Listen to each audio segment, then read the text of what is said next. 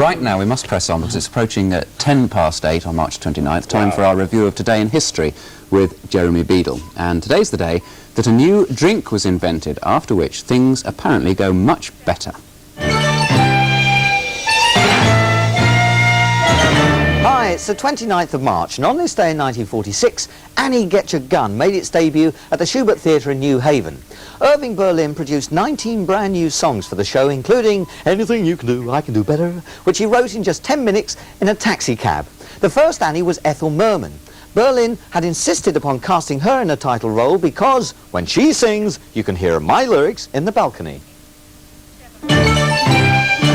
Today in 1912, Captain Scott made the last entry in his diary as he lay in a tent with his two surviving companions, Bowers and Wilson. Beaten by Amundsen to the South Pole, their wearisome return had cost them 2 men. Evans, who was found aimlessly crawling around in the snow and died the same night, and Oates, who, with his frostbitten feet, had heroically walked off to his death to avoid holding up the others.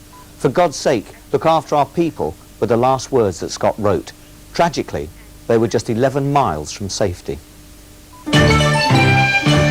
A greyhound marathon was run by a determined dog in the 8:15 race at Wimbledon Stadium today in 1961. Though last in the race, it kept on running and running and running and went round and round and round for a record 30 minutes 29 seconds before he finally stopped. Aptly enough, his name was Mental's Only Hope.